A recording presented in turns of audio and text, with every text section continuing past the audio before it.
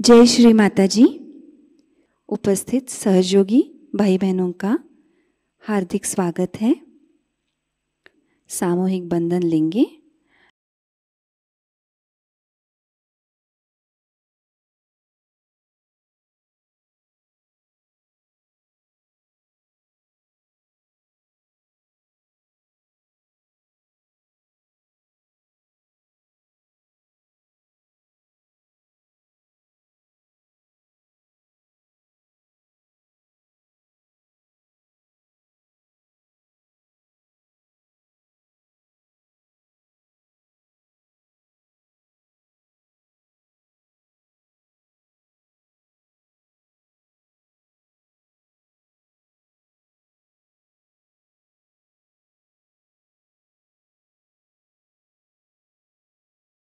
तीन महामंत्र और श्री गणेश मंत्र।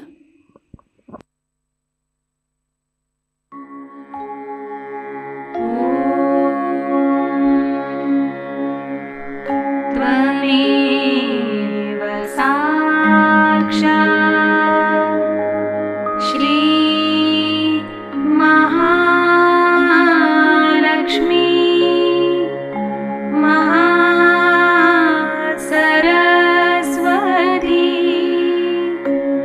मा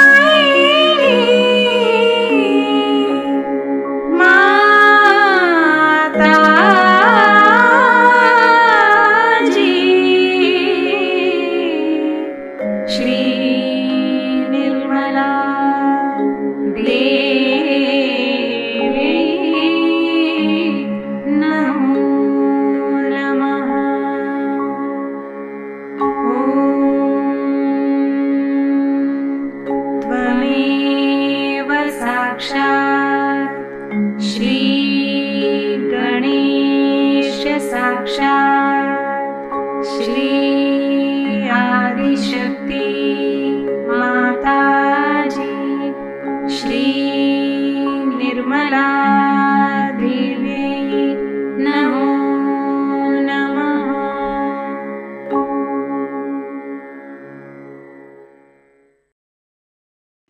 श्री माता जी, कृपावंत होकर हमारे आत्म साक्षात्कार को दृढ़ कर दीजिए। कुछ क्षण परम चैतन्य का अनुभव लेते हैं।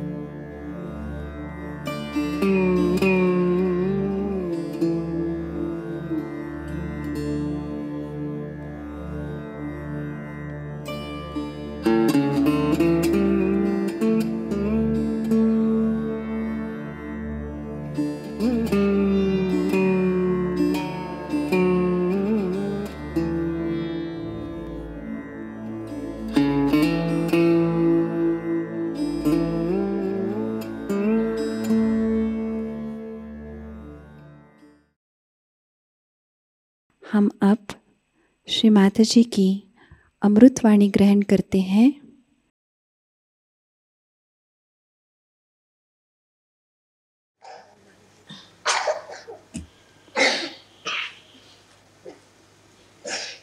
सत्याला शोधणाऱ्या आपण सर्व साधकांना आमचा नमस्कार।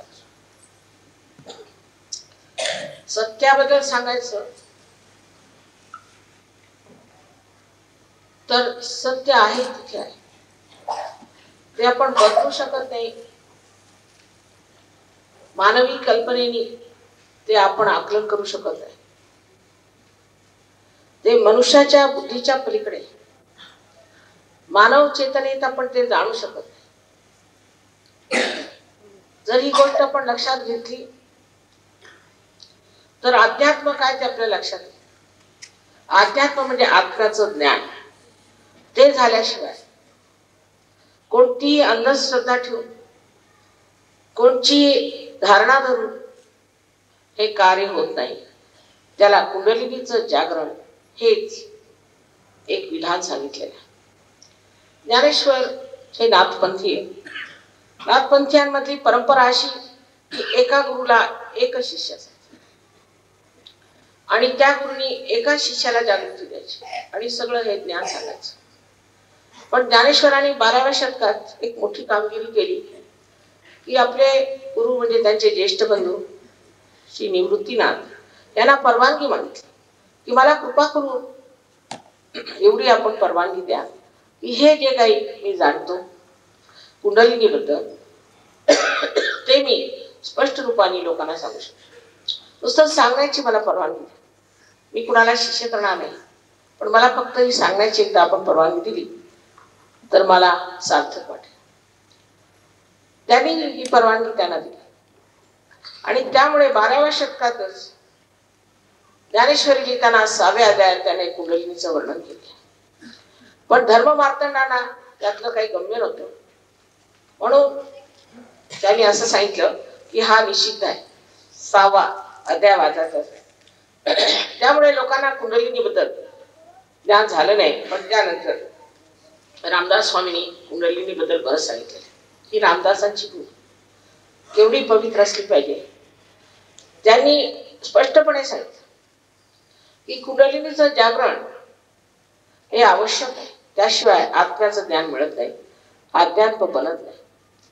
त्यांना कोणी विचारलं की किती वेळ लागतो कुंडलीच्या जागरणाला, त्यांनी सांगितलं तत्क्षण, पण घेणारा तसा पाहिजे आणि देणाराही तसा पाहिजे. त्यात आपण असं समजलं पाहिजे की जर तुम्ही कोणतंही कार्य अंधश्रद्धेने केलं तर त्यात विश्वास ठेवून ती श्रद्धा चुकीची. पण शास्त्रीय दृष्ट्या असा विचार केला पाहिजे की आम्ही जे म्हणतोय ते खरं आहे की नाही ते पडताळून पाहिलं पाहिजे. कोणी म्हणतात देवच नाही, हे फार अशास्त्रीय. देव नाही असं म्हणणं हे चुकीचं आहे, कारण तुम्ही त्याचा पत्ता लावला का, तुम्हाला कळलं का देव आहे किंवा नाही. जोपर्यंत तुम्ही त्याचा पत्ता लावला नाही त्या सरळ बोगम सांगायचं देवच नाही, हे एक प्रकारे माझ्या मते फार मोठं असत्य. फार तर फार असं म्हणता येईल की आम्हाला देव आहे किंवा नाही हे माहिती. आइन्स्टीन सारख्या एवढ्या प्रवीण आणि गाजलेल्या सायंटिस्टने सुद्धा देवाला कधी असं म्हटलं नाही, न्यूटनने असं म्हटलं नाही, कोणत्या सायंटिस्टने असं म्हटलं नाही की देव नाही, कारण ते खरे सायंटिस्ट होते. पण ते अर्धवट आहेत, त्यांना जे तोंडाला येईल ते बोलत असतात. आता दुसरं सांगायचं म्हणजे असं की अंधश्रद्धेबद्दल सुद्धा आपल्याला पूर्ण माहिती असायला पाहिजे. ती म्हणजे अशी की अंधश्रद्धा 4 प्रकारची असते. म्हणता येईल की श्रद्धा ही 4 प्रकारची असते. एक म्हणजे ती जी तामसिक ही अंधश्रद्धा आहे.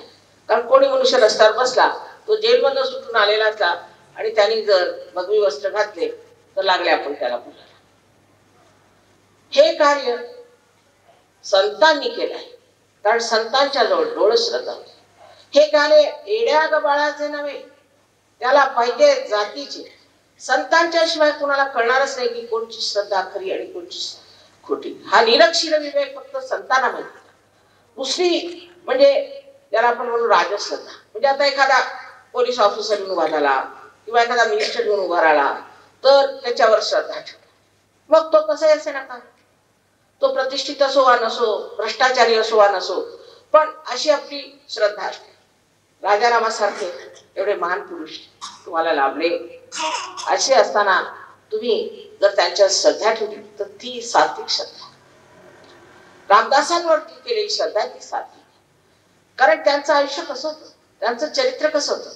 जे संत होऊन गेले तुकारामासारखे, त्यांना शिवाजीने नजराणा आणला, आणखी इतके दागिने आणले, ते सगळे त्यांनी परत करून. अशी आहेत का माणसं आज? अशी संतांसारखी माणसं आज जगात मला तुम्ही दाखवा, विशेषतः आपल्या महाराष्ट्रात तर शोधून सापडणार. अशा संतांनी जे कार्य केलं ते संतांचं खरं कार्य आणि त्यांच्यावर श्रद्धा असणं ही सात्विक श्रद्धा. ज्या माणसांनी असं विशेष कार्य केलं असेल, त्यांनी जगाचं कल्याण केलं असेल, त्यांच्याबद्दल श्रद्धा असणे सात्विक श्रद्धा. आणि जेव्हा अशी सात्विक श्रद्धा आपल्यामध्ये आपण बाळगतो तेव्हाच त्याच्यावरची पायरी म्हणजे डोळ श्रद्धा आपल्यामध्ये येते, जी संतांना होती. संतांना जी डोळ श्रद्धा होती त्या श्रद्धेमध्ये ते जाणत होत, त्याला माहित होतं खरं आणि खोटं काय. आपल्याला अजून केवळ सत्य असं काही माहितीच नाही. जर माहित असतं तर इतकी भांडणं कशाला झाली असती, इतका उपद्व्याप कशाला झाला असता. अनेक तऱ्याच्या धारणा, अनेक तऱ्याच्या अशा काढायच्या, कोणाला जे सुचलं ते काढतात.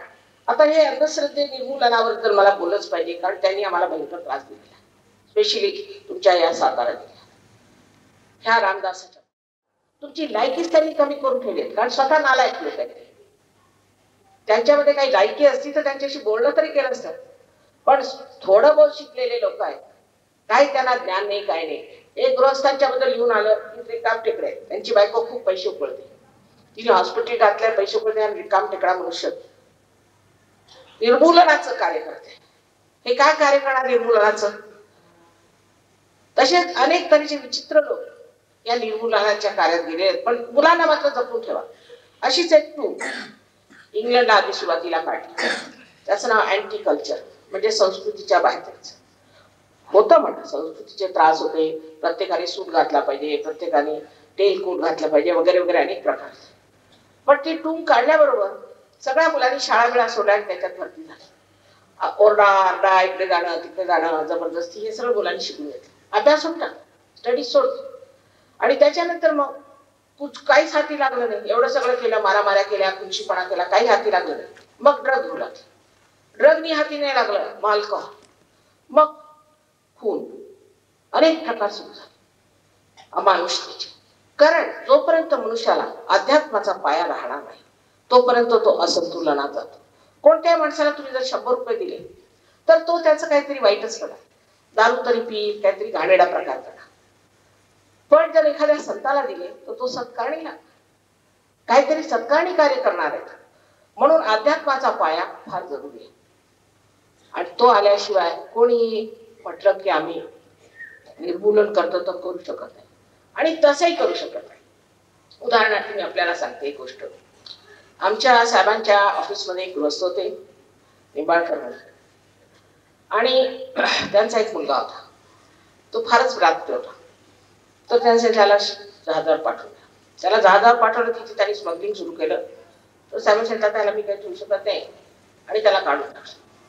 त्याला काढून टाकल्यावर त्याच्या वडिलांना फार वाईट वाटलं. थोड्या दिवसांनी वाटलं.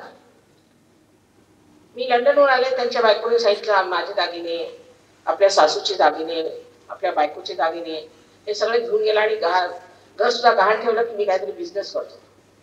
आम्हाला समजलंच नाही की हा बिझनेस कसला करतोय, पण आम्ही म्हटलं बरं करतोय तर करू दे. आणि गेला सगळं घेऊन, आणि त्याचा पत्ता नाही. वर्ष झालं अजून त्याचा पत्ता नाही. कुठल्या वर्षी गेले त्याचा पत्ता नाही, कुठे गेला, काय करायचं, म्हणतात आम्ही कुठे जायचं कुठे राहायचं. तो घर गहाण टाकलं. तर म्हटलं की पत्ता काढा, त्याला काही पत्ता लागला नाही. 3ऱ्या वर्षी गृहस्थ परत आले, त्यांनी सगळ्यांचे पैसे देऊन टाकले, माल करून टाकले. ती बाई फार सोजवळ होती. तिला शंका वाटली हा गृहस्थ इतके पैसे कुठं घेऊन आला.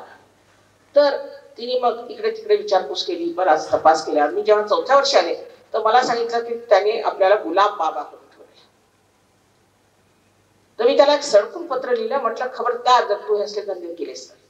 सगळं काही लिहिलं. आणि मी जेव्हा नागपूरला गेलो तो तिथं पळाला, पण मी त्याला चांगलंच ओळखते.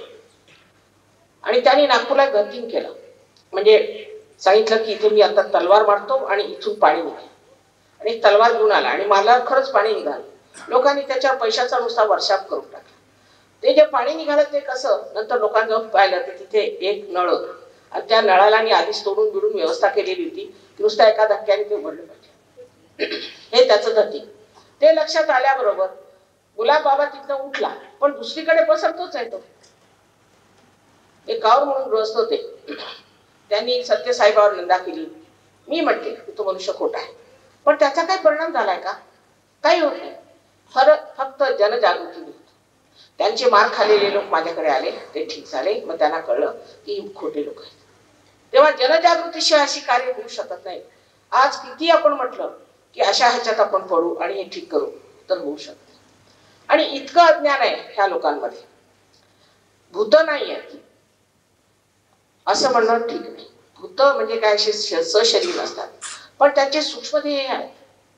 ही गोष्ट खरी आहे. आणि त्यावर आता सायन्सनी पत्ता लावलेला आहे. त्याचं नाव त्यांनी प्रोटीन 58 आणि प्रोटीन 53 ठेवलेलं आहे. आणि ते भूतकाळात आपल्याला बसलेलं आहे, ते येत आहे असं स्पष्ट सांगतात ते. पण इथल्या डॉक्टरांनी कुठे शिकले ते?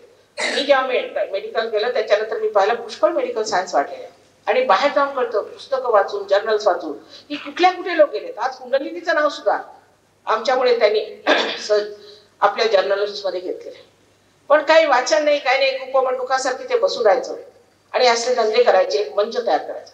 करा, पण लहान मुलांना घेऊ नका. शाळेतल्या कॉलेजच्या मुलांना हात लावायचा नाही. त्यांना आता अभ्यास करून त्यांचं आयुष्य बनवायचं. तेव्हा ह्या अशा ह्याच्यात नुसता आरडाओरडा करायला जे तुम्हाला घेऊन जातात त्यात तुम्ही पडू. आता बघा, त्यांनी अंगापूरला 5-5, 6-6 वर्षाच्या मुलांच्या हातात दगड दिले आणि दगड मारले. मला तर हेच वाटलं की त्या मुलाला कुठे न पकडून द्यावं.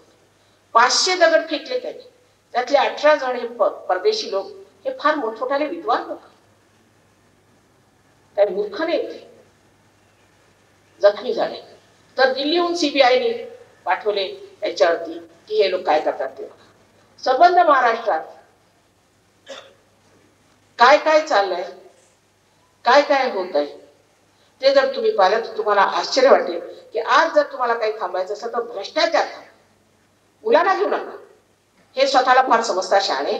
भ्रष्टाचार थांबवा. भ्रष्टाचारामुळे केवढा त्रास होतो आणि ते बघायला पाहिजे. त्याच्याऐवजी भलत्या गोष्टीकडे लोकांचं लक्ष लावायचं.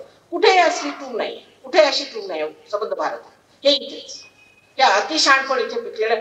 ते रामदास स्वामींच्या भूमीत ज्यांनी अशा लोकांना काय काय शिव्या दिल्या, त्यांना शिव्या येत नव्हत्या तेव्हा त्यांनी आपल्या मनाने बनवून बनवून काहीतरी शिव्या दिल्या त्या लोकांना, मूर्खात काढल्या.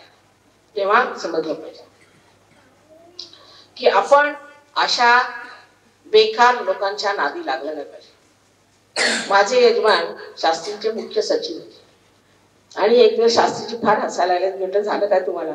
अहो म्हणे आज कमाल झाली. म्हटलं काय? इथे म्हणे अशा संस्था आहेत की जिथे लोकांना नुसतं नारेबाजी करायची, नारे लगाने वाले. असं का? तर म्हणे की त्यांच्याजवळ सर्व तऱ्हेच्या टोप्या, सर्व तऱ्हेचे पुठ्ठ्यांवर लिहिलेलं काय असेल नसेल, प्रत्येक ह्याचं प्रत्येक सामाजिक म्हणा किंवा राजकारणी म्हणा असं काय असलं ते आहे. मग त्यांना तेवढे पैसे द्यायचे. मग ते आपल्या टोप्या बनवतात, ते हातात घेऊन बाई ओरडत. तर मी आता गेलो म्हणे तिथे, तर ते जे नारे लावत होते ते तर बरोबर होते, पण त्यांच्या पुठ्ठ्यावर दुसरंच लिहिलं होतं, दुसऱ्याच कंपनीचे होते ते. आणि त्यांच्या टोप्या वेगळ्या. म्हटलं अरे तुम्ही टोप्या त्याच घालून आला का सकाळी घालून आला? ते म्हणा मला वेळच नाही झाला. पण अरे तुम्ही वाचलं काय त्यात काय लिहिलेलं आहे?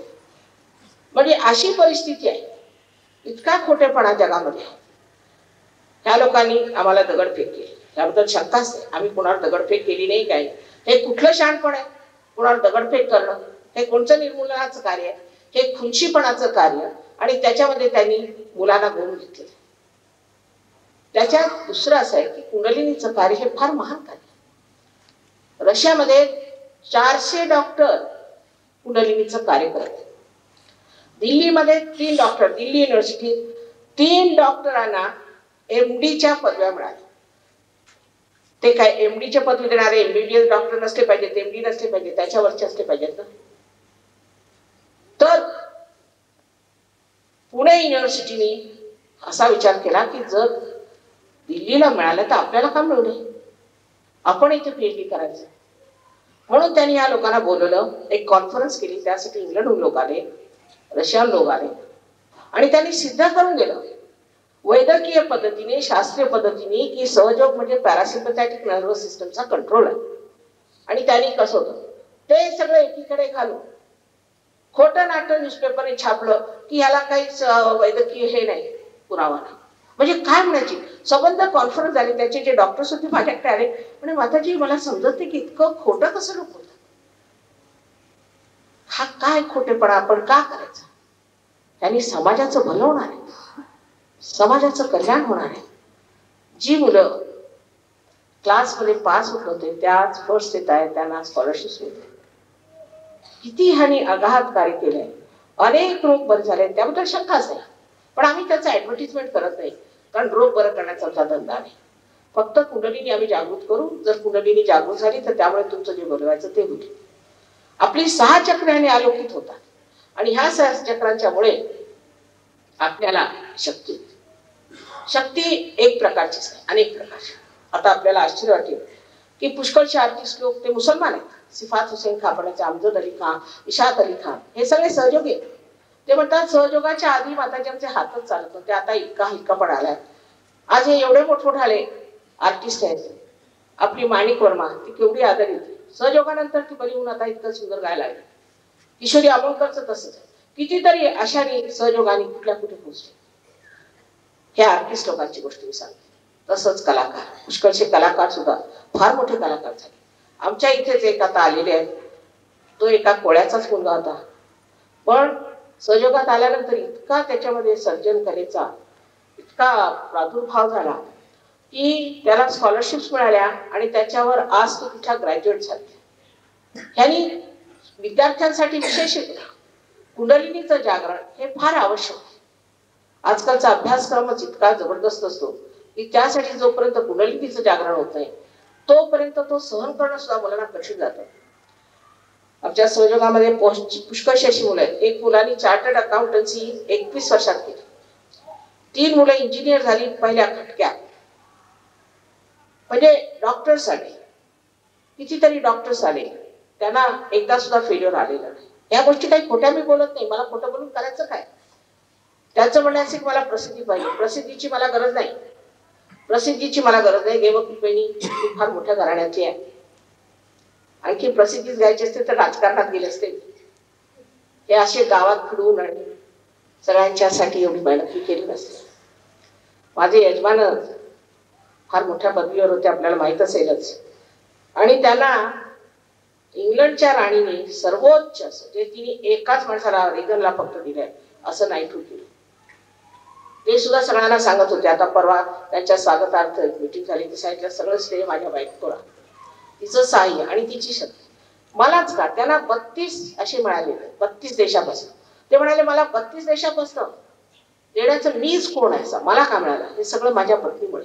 हे त्यांनी उघडपणे सगळ्यांना सांगितलं.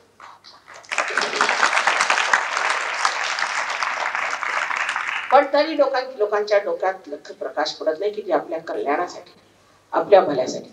कारण आम्ही एकही पैसा घेत नाही, हे मुख्य कारण. आम्ही म्हटलं की रोग बरे होतात पण आम्ही पैसा घेत नाही. म्हणजे हे जे उपटसुंब डॉक्टर आहेत त्यांच्या पोटावर पायी अशी त्यांना भीती वाटते. पण तसं होणार नाही. सहजोग येणारेच लोक कमी आहेत. आता इथे एखादा जर भामटा उभा झाला तर 1000 होईल, पण कोणी सत्यार्थी बोलणारा असला तर फार कमी आहे. याच्यासाठीच म्हटलंय त्याला पाहिजे जातीची, ज्यांच्यामध्ये ती कुमकच नाही, ती लायकीच नाही, ते लोक इथे येणारच नाही. आम्ही किती लोकांना बरं करणार आहोत? तुमच्यासाठी आम्ही सगळे श्रीमंत लोक सोडून टाकले. तरी म्हणा काही श्रीमंत इथून झाले सहयोगामुळे.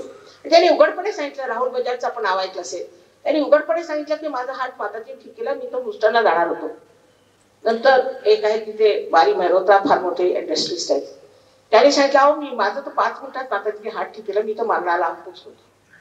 त्याच्यानंतर एक आणखीन आहे तिथे, मला नाव विसरत कोणाकोणा ठीक केले ते.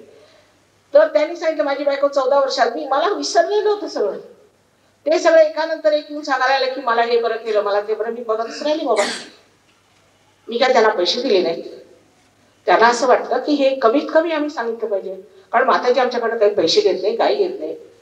तेव्हा एवढं तरी माताजीच्याबद्दल आम्हाला सांगायला पाहिजे. म्हणून 500 डॉक्टरांच्या समोर त्यांनी येऊन सांगितलं. हे काही खोटं बोलतायत लोक. तेव्हा ह्या लोकांनी माझ्या विरुद्ध काय एवढं उठवलंय असा मी विचार केला. मी काही पैसे देत नाही, हे मुख्य कारण. देवाच्या कार्याला जर कोणी पैसे मिळते तर तो मनुष्य खरा नाही, हे जाणून ठेवलं पाहिजे. कारण देवाला पैसे समजत नाही. जशी पृथ्वी तिच्यात एखादं बी पेरलं किंवा जी अनेक फळं फुलं सर्व तऱ्हेच्या गोष्टी आपल्याला देते, तिला आपण किती पैसे देतो? तिला पैसे समजतात का? हे लक्षात घेतलं पाहिजे. ही जिवंत क्रिया आहे आणि आपल्या उत्क्रांतीत आता आपण मनुष्य स्थितीला आलो. याच्या पुढच्या उत्क्रांतीला आपल्याला उतरलं पाहिजे जिथे केवळ सत्य जाणलं पाहिजे, त्यालाच आपण कैवल्य म्हणतो. आता ही इतकी मंडळी इतके 56 देशात इथे आलेले आहेत, निवडक लोक आहेत. त्यांच्यात कधी भांडण नाही, कंटाळा नाही, काय नाही. तर ते रजनीश आणि हे तुम्हाला आश्चर्य वाटते, मी सांगितलंच पाहिजे की समाजच्या त्याचा गुजरात समाज मध्ये मी माझ्या डोळ्यांनी पाहिलं. त्याच्यात असं लिहिलं होतं की ह्या रजनीशच्या एका शिष्याने, सगळेच आनंदच आहेत तिकडे त्यांची नाव, की आम्ही अंधश्रद्धा निर्मूलन समितीला सांगून माताजीला एक फटका दिला, म्हणजे इथे मामाला जे दगड मारले तिथे, आणि आता त्यांना मी दुसरा फटका देणार आहोत. तेव्हा तुम्हाला आश्चर्य नाही वाटलं पाहिजे. त्याच्या आधीच ते रजनीश फटकले आणि गेलेच. आणि काय काय उपद्व्याप त्यांनी केला ते ह्या लोकांना विचार, हे सांगते तुम्हाला. किती घाणेरडा तो मनुष्य आहे आणि त्याने किती घाणेरडे प्रकार केले. आणि त्याच्या शरणाला हे गाव मला इतपर कळलेलं आहे की त्यानेच त्यांना मेस्मरिझमची विद्या शिकवलेली, म्हणजे संमोहनाची. संमोहन हे फार फार जास्त डेंजरस आहे, फारच जास्त. ज्याने संमोहनात गेला तो परत येऊ शकत. जो मनुष्य संमोहन करतो त्याला फार वाईट त्रास होतो. आता हे डॉक्टर काऊट तसेच होते, तरुणपणीच गेले. संमोहनाचं कार्य करणं फार चुकीचं आहे. संमोहन म्हणजे भूतविद्या आहे, काळी विद्या आहे. आणि जे लोक संमोहनाचं कार्य करतात त्यांना मी जागृती देऊ शकत. तुम्ही 10 लाख दिले तरी करू शकत. संमोहनाने आपण दुसऱ्याच्या चेतनेवर आघात करतो आणि त्याची चेतना आपण ओढून घेतो. हे महान पापाचं कार्य आहे. आणि त्यानंतर त्या माणसाची काय दशा होते किंवा आमची काय दशा आहे ते पाहण्यासारखं आहे. त्याबद्दल सुद्धा विदेशी देशांमध्ये, परदेशी देशांमध्ये ज्या ठिकाणी प्रगल्भता आलेली आहे, अनेक गोष्टी त्यांनी लिहिलेल्या आहेत की संमोहन आणि काय काय घाणेरडे प्रकार होतात. आमचे एक डॉक्टर होते, त्यांच्यावर संमोहन विद्या केली होती. ते शिकले होते संमोहन विद्या. त्याच्यानंतर मग त्यांना दारूचाही नाद लागला. त्यानंतर ते सहयोगात आले. मोठ्या मुश्किलीत त्यांची कुंडली जागृत झाली. झाल्यानंतर सगळं सोडून उभे झाले. आता 7 हॉस्पिटल्समध्ये लंडन शहरामध्ये ते मुख्य आहे. ह्या अशा संमोहन विद्येला तुम्ही बळी पडू नका. संमोहनाची काय गरज आहे? संमोहन करण्याची काय गरज आहे? कोणी साधू संतांनी संमोहन केलं होतं ते तुम्ही संमोहन शिकत आहात त्यांच्यापासून. हे कशासाठी शिकायचं? दुसरी गोष्ट अशी ही भौतिकता त्या देशांमध्ये फार वाढली. परत विज्ञानाचा एकांकीपणा. विज्ञान हे एकांकी. त्यांनी सर्वांगीण उन्नती कधी होऊ शकत नाही. विज्ञान फार एकांकी. त्याच्यात कविता नाही, त्याच्यामध्ये प्रेम नाही, त्याच्यामध्ये माणुसकी नाही, काही नाही. विज्ञानाने जर मनुष्याने आपली वाढ करून घेतली तर आज ॲटम बॉम्ब उभे आहेत, हायड्रोजन बॉम्ब उभे आहेत, ते विज्ञानाने झाले ना. त्यात कोणची माणुसकी? ह्या एकांकी प्रगतीमुळे आज त्या देशामध्ये काय काय दशा झाली ते तुम्हाला कळणार नाही. आम्ही सगळे फिरून आलेलो. अमेरिकेसारख्या देशामध्ये लोकांना 65% लोकांना घाणेरडे रोग झाले. आणि आता पुण्याला सगळ्यात जास्त एनर्जीच्या लोकांच्यामुळे सगळ्यात जास्त हिंदुस्थानात पुण्याला होते. एकाने मला प्रश्न, त्यांच्या युनिव्हर्सिटीत जाऊ का म्हटलं, मुळे जाऊ. प्रश्न विचारला तर सांग, तुम्हाला घाणेरडे रोग घ्यायचे असेल त्याच्या युनिव्हर्सिटीचा. ही सगळी घाण त्याने तिथे एकत्र केलेली आहे. मग त्याशिवाय त्या देशांमध्ये इतर इतके प्रश्न आहेत की ते तुम्हाला समजणार असेल. सांगितलं तर तुम्हाला आश्चर्य. म्हणजे लंडन सारख्या शहरामध्ये, शहरात, इंग्लंडमध्ये नाही, शहरातच प्रत्येक आठवड्याला 2-2 मुलं आई वडील मारून टाकतात. त्यांची सामाजिक व्यवस्था इतकी खराब आहे. एक बाई 9-9दा लग्न करते. हा प्रकार तिथला जो सामाजिक प्रकार झालेला आहे तो आपल्या देशात आणायचा आहे का आपल्याला? तशी स्थिती आपल्याला आणायची का आपल्या मुलाबाळांसाठी? तेव्हा अध्यात्म हा पाया आहे. हे लोक इथे का आले? कारण हे त्या परपांगीपणाला आणि त्या एकांगी जीवनाला कंटाळले आणि इतके तऱ्हेचे रोग त्यांना सांगितले होते. एड्स येणारे मी त्यांना 1970 साली सांगितलं, 73 साली.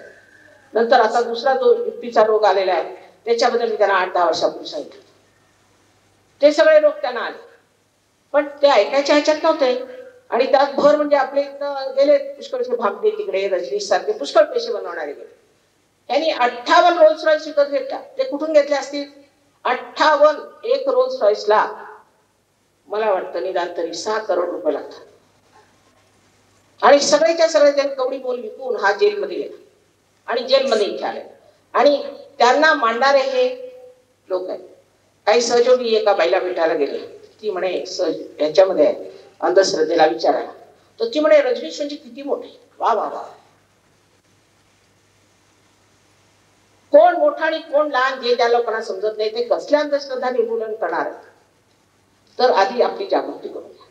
ही शक्ती तुमच्यामध्ये आहे. तुझं आहे, तुझं पाशी. जे संतांनी सांगितलं ते आम्ही सिद्ध करू शकतो. ते तुम्ही सिद्ध करून घ्या आणि आपली शक्ती बघा, आपली शक्ती वाढवा. असे ओरडत फिरू नका. तुमची लायकी ही नाही. तुमची लायकी आहे महान होण्याची, मोठे होण्याची. हे असल्या मूर्खपणाचे धंदे करू नका आणि याच्यात पडू नका. मी आज एका शाळेत आलेली आहे, पवित्र स्थान आहे शाळेचं.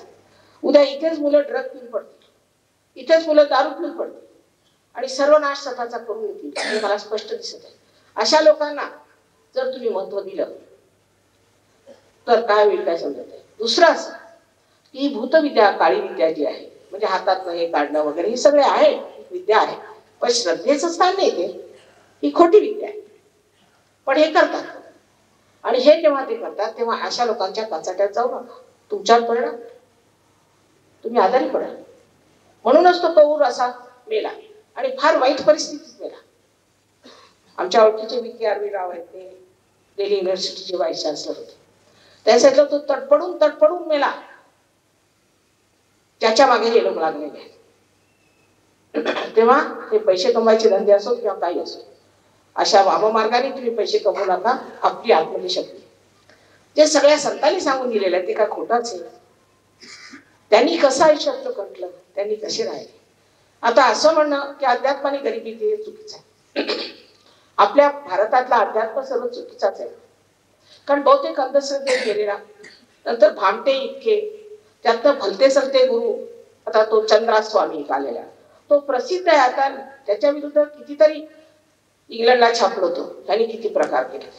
मग दुसरा हा मुक्तानंद. काय घाणेरडे लोक आहेत हे. ह्या सर्व लोकांच्या नादी लागून जर तुम्ही अध्यात्म मिळवायचं म्हटलं तर नाही. कोणी असं म्हणत नाही की मी तुम्हाला आत्मसाक्षात्कार, कोणी म्हणत का? कारण देतात येते त्यांना. कशासाठी? धर्म कशासाठी? धर्म तुम्ही हिंदू असा, मुसलमान असा, काही असा, ख्रिश्चन असा, सगळे पाप करू शकता. धर्म आतमध्ये तो जागृत झाला पाहिजे. जेव्हा आपल्यामध्ये धर्माची धारणा होते तेव्हा आपण कोणतंही वाईट काम करत नाही. कारण प्रकाश आत्म्याचा आपल्यात आला. समजा एक अंधार आहे, अंधारात तुम्ही आंधळे बसले, हातामध्ये साप आहे. कोणी म्हटलं अरे बाबा तुझ्या हातात साप आहे, तो चावेस तर तुम्ही म्हणू शकता की नाही हे दोरखंडच. पण प्रकाश आल्यावरच तुम्ही टाकून देता. तसंच सहयोगात आल्यावर किती कल्याण होतं. मनुष्य व्यसनमुक्त होतो. पहिली गोष्ट त्याची सृजन कर्तृत्व वाढतं. एक गृहस्थ आजच आले होते, त्यामुळे मला कविता काय करता येत नसे आणि त्यांनी असं काव्य म्हणून दाखवलं मला. मी आश्चर्यचकित झाले. त्यामुळे माताजी सगळं तुमचंच कारस्थान आहे, तुम्हीच मला शिकवलं. आणि उर्दूमध्ये माझे स्वतःचे धाकटे भाऊ सहयोगात उशिराने काय होणं पण घसरते आणि त्याला मुळीच मराठीचं काही ज्ञान नव्हतं विशेष. शाळेत सुद्धा माझ्या हातून निबंध लिहून घेऊन जायचे, अशीच त्यांची स्थिती होती. त्यानंतर आता काय कविता करतोय तो, आणि त्यात उर्दूमध्ये कविता, हिंदीमध्ये कविता. म्हटलं हे काय आहे? हे म्हणे तुमचं सगळं आहे, मला काही माहिती नाही. आणि कुसुमाग्रजांनी यांना एवढा मान दिला, सांगितलं की काय तुम्ही लोक कविता करतात ह्या वयामध्ये. अशी तुमच्या वयाचे, तुमच्या या मानसिक स्थितीतले लोक जे ह्या वयातले ते अशा कविता करू शकतात. इतक्या लहानपणी तुम्ही कशा ह्या कविता केल्या? त्याला कारण म्हणजे परमेश्वराची जागृती होते. अहो 23 वर्षामध्ये ज्ञानेश्वरांनी काय लिहून ठेवलंय ते तुम्हाला कळायचं नाही. जावे त्याच्या वंशात तेव्हा कळेल तो आनंद काय. त्यांनी नुसतं ज्ञानेश्वरीच लिहिली नाही, त्यानंतर एक अमृतानुभव म्हणून एक अद्वितीय असा ग्रंथ लिहिला. आणि आमचे सगळे सहयोगी परदेशात जाऊन वाचतात. ते वाचण्यासारखं म्हणजे इतका आनंद आहे तो, त्याच्यात इतका आनंद आहे की 2 जरी ओळ्या त्याच्या कोणी लिहू शकलं तर मी म्हणे की काहीतरी आहे त्याच्यासारखं. पण त्यांच्यावरही घाला म्हणे. त्यांची जाऊन आम्ही समाधी उघडू की तरी समाधी घेतली गेली. जो स्वतः खोटाडा असतो तो सगळ्यांनाच खोटं समजतो, हेच ह्यातलं तथ्य. तेव्हा त्या साताऱ्यामध्ये आम्ही इतक्यात आलो आणि इथे काहीतरी पुस्तक हे मला माहित होतं आणि त्यामुळेच सगळ्यात कमी साताऱ्याला कार्य झालेलं आहे. आता तुम्हाला त्या शिवाची आठवण करून देते, जे आत्मसाक्षात्कार. आपल्या देशातही लालबहादूर शास्त्री हे आत्मसाक्षात्कार, हे आत्मसाक्षात्कार. पण आपण त्यांना घालवलं का? कारण आपली लायकी नाही. अशा लोकांसाठी आपली लायकी नाही. गारबाचे हा सुद्धा साक्षात्कारी, म्हणूनच तो मला इतकं महत्व देतो. जे साक्षात्कारी लोक आहेत ते साक्षात्कारी लोकांना ओळखू शकतात. नामदेवांना ओळखलं कुणी तर नानक साहेबांनी. त्याला सांगितलं की तुम्ही इतकी सुंदर कविता करता देवाची, आता कृपा करून तुम्ही पंजाबी शिका. एवढं मोठं पुस्तक आहे पंजाबीमध्ये. त्यात जनाबाईचे पण अभंग आहेत आणि मराठीचे अभंग आहेत. मला आश्चर्य वाटलं, हे लोक ग्रंथ साहेब मध्ये ते मराठीचे अभंग म्हणतात, पण त्याचं काय पडत मूर्ख बसले. तो उचलला तो ग्रंथ, एक बोट इथे ठेवायचा, अखंड पाठ 2.5 दिवसात संपला पाहिजे. मग त्यांनी काहीतरी वाचायचं, तिथे बोट ठेवायचं, दुसऱ्या बोट ठेवायचं. ह्याला काही अर्थ आहे? हे पडत मूर्खांची लक्षण आहे. त्यांनी म्हटलंय काय हे रे बनको जन जाय, सदा निवासी सदैव अलेपा तो हे संग सम. कशाला जगला तुझ्याच मध्ये समावेल.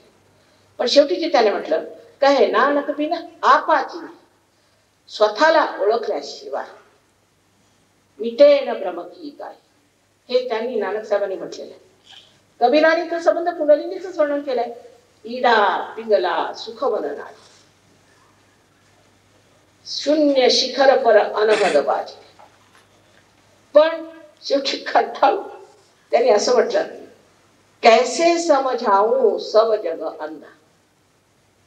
म्हणजे कमाल ही कुंडलीना सुरती म्हटलं त्यांनी. मी पटण्याला गेले तर तंबाखूला ते लोक सुरती म्हटलं. माणसाची तरी कमाल आहे. कशाचं कसं खोबरं करायचं ते मानवाला विचारा आणि त्याला ते सुरती म्हणतात. ही कुंडली तुमची स्वतःची शक्ती तुमच्यामध्ये आहे आणि जेव्हा ती 6 ह्या चक्रामधून जाते. आता तुम्हाला मेडिकल माहिती नाही तर मी तुम्हाला मेडिकली समजवलं असतं. तेव्हा ब्रह्मरंध्राला छेदते. ब्रह्मरंध्राला छेदल्याबरोबरच तुमच्या हाताला थंड असं वाऱ्याचं किंवा कधी गरम येतं, कधी कधी कोणाला गरम येतं, असा वारा लहरीसारखा येतो आणि हाताला हे परम चैतन्य चारीकडे पसरलं ते लागतं. थंड थंड असा हातात उठा. ही परमेश्वराची प्रेमशक्ती ही तुम्हाला हाताला लागते. तेव्हा तुम्ही एक दैवी कॉम्प्युटर होऊन जाता. कोणताही प्रश्न विचारायचा, परमेश्वर आहे किंवा नाही असाच जर प्रश्न विचारला तर लगेच हातात झण झण झण झण लागतो. पण एखादा जर भामटा येऊन उभा राहिला आणि त्यांनी जर भगवे वस्त्र घातलेले असते तर लगेच तुमच्या लक्षात येईल की हा भामटा आहे, कारण हातामध्ये गरम गरम नाही किंवा हा चोर आहे. ह्याच बोटांवर त्या 5 आणि 6 आणि 7 बोटांवर तुम्हाला कळेल की ह्यांची चक्र कोणची धरलेली आहे. तुम्ही चक्राचीच बोली करता, दुसरं काय बोलत नाही. आणि ह्यांचं चक्र कसं ठीक करायचं हे शिकण्यासारखं आहे आणि ते अगदी सहज काही पैसे न देताना तुम्ही आत्मसात करू शकता आणि त्याच्यावर तुम्ही प्रावीण्य मिळू शकता. तेव्हा तुमची युवा शक्ती जागृत होईल. नाहीतर इथे गृहस्थ आले माझ्याकडे म्हणे माताजी ही आमची ती युवा शक्ती. कसली युवा शक्ती आहे? अमुक अमुक एका पॉलिटिकल पार्टीची. मुळीच पॉलिटिकल पार्टीला जॉईन करू नका. मी त्यांना म्हटलं तुमचं धोरण काय? धोरण काय नाही, आम्हाला जे हे सांगतात तेच. असं का? तुम्हाला काही व्यक्तित्व नाही, काही सांगितलं ते करा तुम्ही काय? हे काय करतात ते पाहिलं का? यांचं आयुष्य कसं आहे ते पाहिलं का? हे कसे वागतात ते पाहिलं का? यांच्याजवळ पैसे कुठे येतात ते पाहिलं का तुम्ही? लागले आपले झालंय काय तुम्हाला? त्याच्या डोक्यात प्रकाश पडला. म्हटलं सरळ सोडा, आत्मसाक्षात घ्या आणि त्याच्यानंतर तुम्हाला कळेल की तुम्ही कोण. आता हे तुम्ही बघताय एक आयुध आहे, पण ह्याचा जर संबंध मेनशी झाला नाही त्याला काही अर्थ नाही. तसंच मानवाचं आहे. जोपर्यंत आपला संबंध मेनशी होत नाही तोपर्यंत आपल्याला हे कळणारच नाही की आपण कोण आहोत, आपलं कोणचा गौरव, आपली काय लायकी. मग तुम्ही नाही जाणार तिथे ओरडाय. ही कामं करायला तुम्ही जाणार नाही. तुम्ही बघाल की दारुडे ह्याच्यात हे धंदे आहेत, आम्ही कशाला ह्याच्या मागे जायचं? आम्ही सत्कर्माला लागणारे सत्कारणी लोक असा जेव्हा मनामध्ये विचार येईल तेव्हाच म्हणायचं की कुंडलींचं जागरण.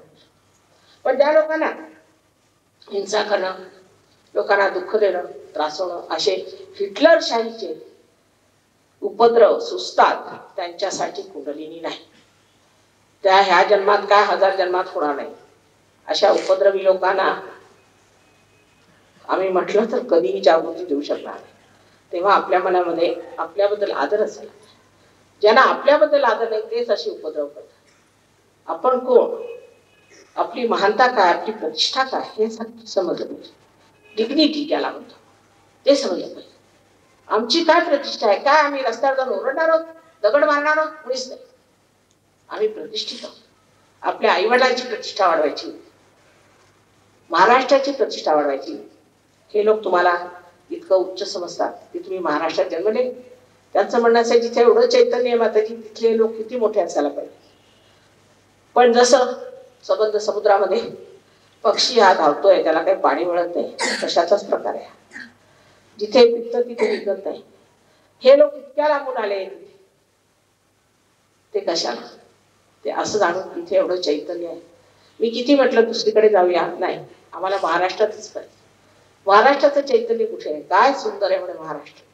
त्यांचं सौंदर्य बघण्याचं म्हणजे बाह्य नाही, आतलं त्यातलं जे काही कार्य आपल्या संत साधूंनी केला त्याचा फायदा आम्हाला फार आहे. त्यामुळे हे लोक इकडे येतात. एकदा त्यांना मी तुकारामाच्या समाधीवर पाठवलं, तर तिथे ते जिथे ध्यान करत असत तिथे गेले. तर लोकांनी मला सांगितलं, माताजी हे गडबळा लोळत होती जमिनीत. म्हटलं तुम्ही कशाला लोळला? म्हणे माताजी जमिनीत ना चैतन्य वाहत होतं, जमिनीतनं चैतन्य येत होतं ते पाहिलं आम्ही, म्हणून आम्ही लोळत होतो. आता ज्याला चैतन्याची माहिती आहे तोच तर चैतन्य जाणू शकेल. जसं आपलं नामदेवांचं सांगायचं म्हणजे नामदेव एकदा गोरा कुंभाराला भेटायला गेले. गोरा कुंभार हे पायाने माती तुडत होते. त्याच्या समोर उभे राहिले स्तंभित आणि काय म्हणतात, निर्गुणाच्या भेटी आलो सगुणाशी. हे बोलावं एका आत्मसाक्षात्कारी संतांनी आणि ऐकावं ते सुद्धा आत्मसाक्षात्कारी संतांनी. ज्यांना त्याचा प्रकाशच मिळालेला नाही त्यांच्यासमोर नुसती बडबड आहे. पण तरी सुद्धा हा तुमचा जन्मसिद्ध अधिकार आहे. या योगाला प्राप्त होणं सर्वांचा जन्मसिद्ध अधिकार आहे, विशेषतः महाराष्ट्रातल्या लोकांना. आणि महाराष्ट्रात जोपर्यंत हे कार्य होणार नाही तोपर्यंत मी मेहनत करणार आहे. जरी तुम्ही मला दगड मारले किंवा काय केलं तरी सुद्धा मी मेहनत करणार, कारण मी माझा महाराष्ट्रात जन्म झालेला आहे. आणि त्या संत साधूंना कळस चढवायचं काम माझं आहे आणि मी हे कार्य करणार. तुम्ही किती मला त्रास दिला.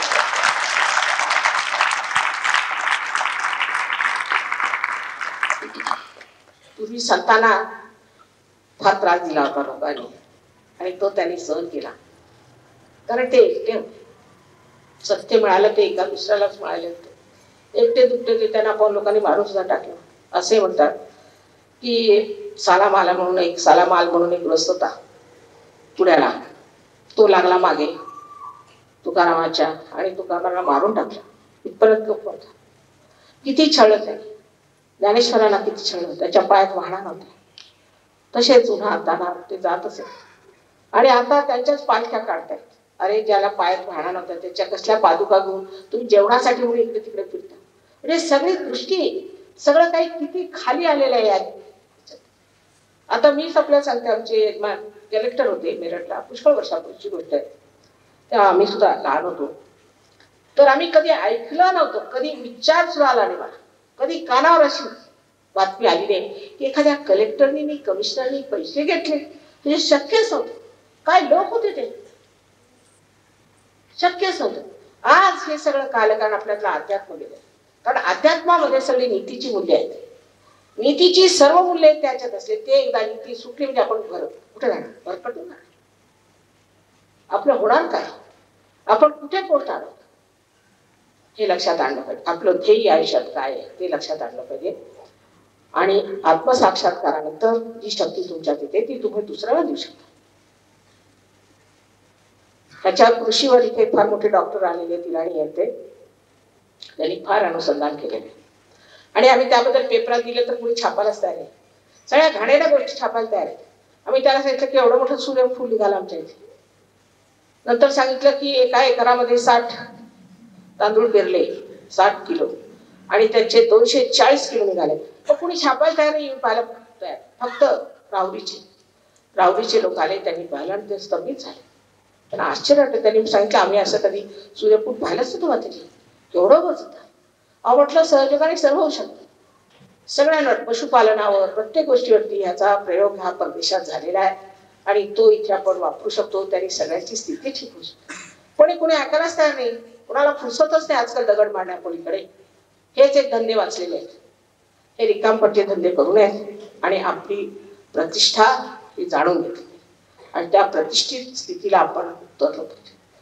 आपण काय रस्त्यावर पडले नाही. वाटेल त्यांनी वाटेल ते सांगितलं तसं वागून आपली आपण प्रतिष्ठा घालवायची. मला आश्चर्य वाटतं कधी कधी की पुण्याला सुद्धा 8-10 अशी मुलं घेऊन आले होते आणि त्यांना विचारलं की अरे बाबा तुम्ही कशाला आला तिथे? नाही, आम्हाला थोडे पैसे दिले म्हणून आम्ही आलो, दुसरं काय. ही का तुमची प्रतिष्ठा झाली? त्याचं जे मूळ तत्व आहे ते आहे की मानवाचं परिवर्तन झाल्याशिवाय ह्या सर्व गोष्टी जाणारच नाही. तुम्हाला काय वाटतं परदेशामध्ये अंधश्रद्धा आहे? भयंकर अंधश्रद्धा आहे, भयंकर अंधश्रद्धा आहे तिथे. इतकंच ना, अमेरिकेला तर विच क्राफ्ट हे ह्याचे शाळा आहेत. कारण तिथे अगदी युक्ती वाटेल ते करा. पण ते लोक समजले आणि सहयोगात उतरले आणि आज एवढं कार्य करत आहेत जगभर. ते सगळे महामूर्ख आणि इथे 2-4 अतिशहाणे जे तुम्हाला दीडशहाणे दिसतात, ज्यांचे बैल रिकामे आहेत, त्यांच्यावर विश्वास ठेवून आपल्या आयुष्याची नासाडी करून घेऊ नका. जर तुम्हाला सहयोगात यायचं नसलं तर येऊ नका, कारण ह्याच्यावर जबरदस्ती करता येत नाही. तुमची इच्छा असायला ही आमची जागृती जाईल. नम्रत्वे व्रतनिश्चय. जर तुम्ही आपली कुणाला जागृत करायची इच्छा केली तरच होऊ शकेल, नाही तर होणारच. हे काय आव्हानाचं काम नाहीये की आमची जागृती करू. कशी करणार? उद्या हिटलर माझ्यासमोर वराला माझी जागृती कर, तुम्ही म्हणे बाबा तुझी जागृती झालेलीच आहे, तू आता तसाच आहे, कधीच होणार नाही. तेव्हा माणसाचा एकंदर विचार की आम्हाला सुद्धा ही परमेश्वरी शक्ती मिळाली पाहिजे, हे फार जरुरी. ते नसलं तर कोणावरही जबरदस्ती करता येत नाही, कोणावर दडपशाही करता येत नाही, दगड मारता येत नाही, काही. हे मिळवायला पाहिजे. आपली शक्ती आपल्याजवळ असताना आपण जर नाही मिळवली तर तुम्हाला शहाणे म्हणू की काय म्हणू? म्हणून हे तुमच्यात आहे. जे त्यावेळेला ज्ञानेश्वरांनी सांगितलं सामूहिक त्या आम्ही साक्षात करत असताना ह्या महाराष्ट्रातच हा शहाणपण कशाला असं? असं दिल्लीला नाही, असं दिल्लीच्या पलीकडे नाही, युपीला नाही, कर्नालला गेलो तिथे नाही, हरियाणाला नाही, कुठे नाही, तसंच आसामला नाही. आश्चर्याची गोष्ट आहे की आपल्या महाराष्ट्रातच काय, तिथे संतांनी सगळं कार्य केलेलं आहे. असं का? कारण आपल्याला असं वाटतं की धर्माच्या नावावर पुष्कळ वाईट गोष्टी होत्या, हे मी मानते. पण मीच त्याबद्दल 1970 सालापासून बोलते. इथपर्यंत लोकांनी माझ्या मनाने सांगितलं की तुमच्या बायकोला लोक मारतील. म्हटलं मला मारणार अजून आलेला नाही, बघते. तेच उलटणार त्यांच्यावर, जे मारायचा प्रयत्न करेल ते त्यांच्यावर उलटतील. तेव्हा हे लक्षात ठेवलं पाहिजे की सत्कारणी आपलं आयुष्य घालवलं पाहिजे, आपलं काहीतरी विशेष नाव झालं पाहिजे. ही शक्ती मिळवा आणि सगळ्यांचं नाव झालं पाहिजे मोठं. आज मी या शाळेच्या आवारात आले, हे मी आपलं सद्भाग्य समजते. आणि शाळांबद्दल मला फारच उत्कट प्रेम आहे. इतकंच नव्हे पण तरुण पिढीबद्दल आम्ही फार दुर्लक्ष केलं असं मी नेहमी सांगत असते. तेव्हा आता ही वेळ अशी आलेली आहे की तिथे तुम्ही आपली शक्ती मिळवा, आणखी स्वतः आपण कोण आहोत, आपला गौरव काय ते जाणून घ्या.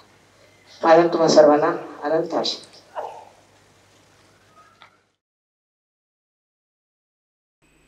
अब हम थोड़ी देर इसी स्थिति में ध्यान करते हैं.